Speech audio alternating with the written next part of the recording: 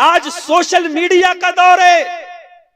आज किसी के फेसबुक पर दीवाने चंद लोग हो गए, यूट्यूब पर उसके फॉलो करने वाले, उसके चैनल को सब्सक्राइब करने वाले और लाइक करने वाले चंद लाख हो गए, तो हमने समझ लिया साहब सबसे बड़ा अल्लामा बन गया।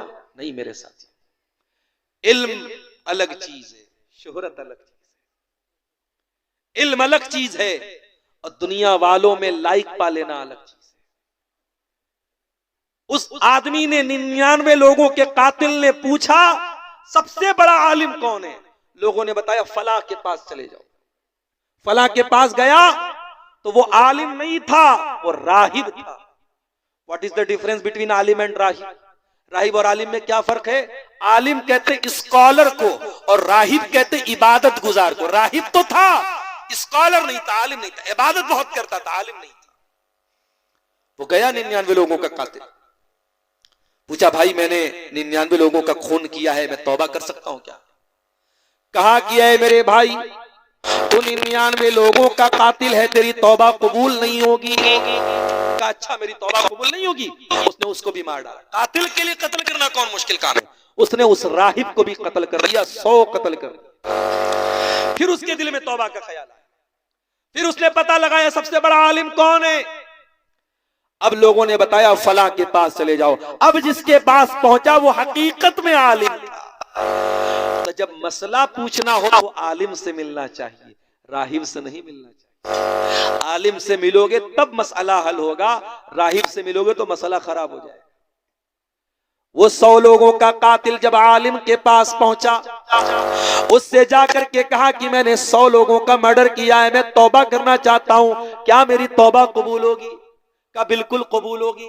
वमन यहूलु बैनका व बैना रब्बिका, अल्लाह के दरमियान और बंदे के दरमियान मैं क्यों रुकावट बनूं? कोई नहीं बन सकता। ऐ मेरे भाई, तू तौबा करना चाहता है, जरूर तेरी तौबा कबूल होगी। शर्त यह है कि तुझे अपनी बस्ती को छोड़ना पड़ेगा। ये बुरे लोगों की बस्ती है, तुझे नेक लोगों की बस्ती में जाना पड़ेगा।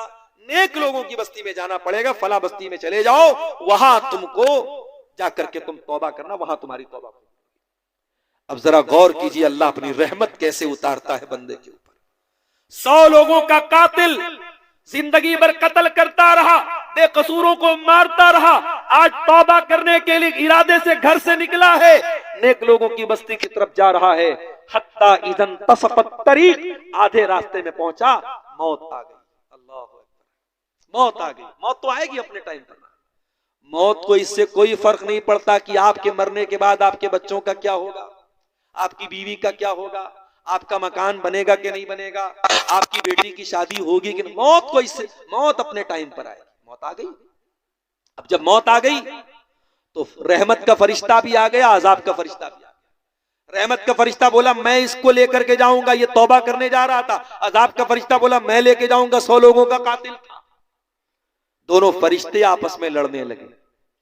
अल्लाह ने एक तीसरा फरिश्ता भेजा इंसान की शक्ल में। अब ये दोनों फरिश्ते उस तीसरे फरिश्ते के पास जो इंसान की शक्ल में था, उससे जाके बोलते भाई हमारा ये मसला है, तुम हल कर दोगे क्या? बोला मेरे पास एक रास्ता है, एक काम करो, इस रास्ते को नाप लो।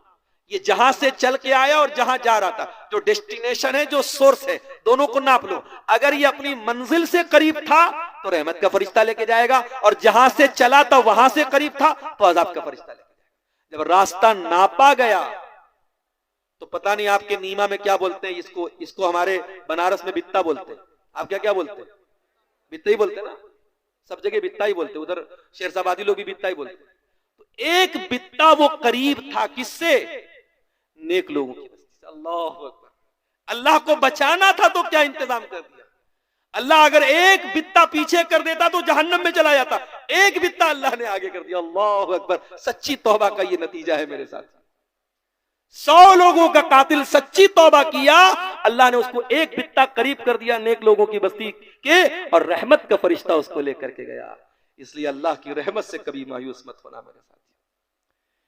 इसीलिए मेरे प्यारे साथियों, अल्लाह के प्यारे नबी फरमाते हैं हदीस कुदसी है, अल्लाह के प्यारे नबी सल्लल्लाहु अलैहि वसल्लम फरमाते कि अल्लाह ताला फरमाता है, यब्ना आदम लौ बलगत ज़ुनूब काना नस्समा, ऐ आदम के बेटे, अगर तेरे गुनाहों से आसमान के किनारे भर जाएं और फिर तू मेरे पास आकर के मुझसे माफी मांग ले, अगर मेरे साथ किसी को शरीक न करे, लअतई तो कभी कुराबिहा मगफिरा, मैं जमीन भर के तुझे मगफरत देने को तैयार हूं, मैं तुझे माफ करने को तैयार हूं।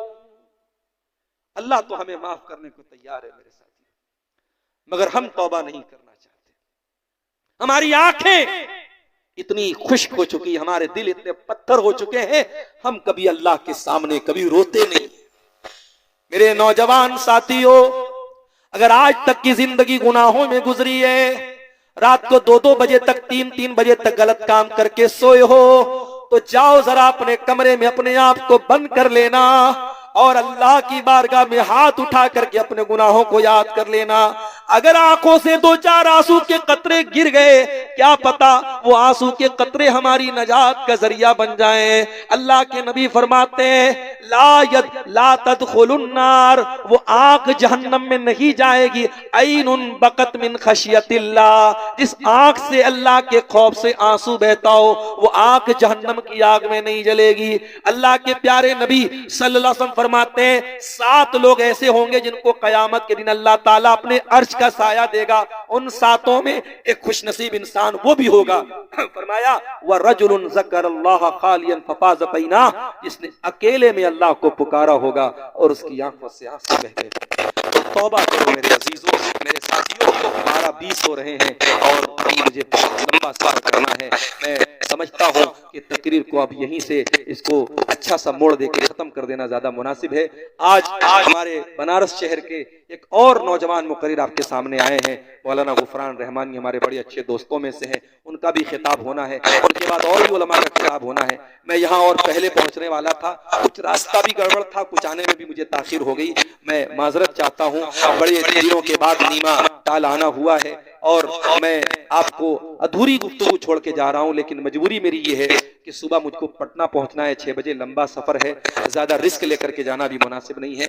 मैं यहीं पर अपनी बात को इख्तिताम देते हुए आखिर में एक बात कह करके बात खत्म कर रहा हूँ कि मेरे भाइयों, जिंदगी अल्लाह की अमानत है, हम नहीं जानते जिंदगी कब तक चलेगी और सांसों की डोर कब थम जाएगी।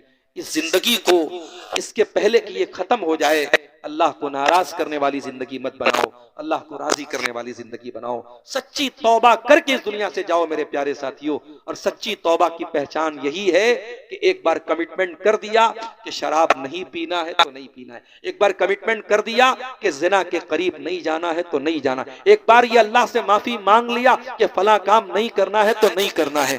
तौबा का कभी मजाक मत उड़ाना, तौबा का कभी खिलवाड़ मत करना कि किसी गुनाह से तौबा करने के बाद बार बार वही गुनाह करना, कभी मेरे साथियों ऐसा मत करना। अल्लाह हम सबको सच्ची तौबा की तौफीक अता फरमाए, आमीन। व आखिरु दावाना अल्हम्दुलिल्लाहि रब्बिल आलमीन। अस्सलामु अलैकुम।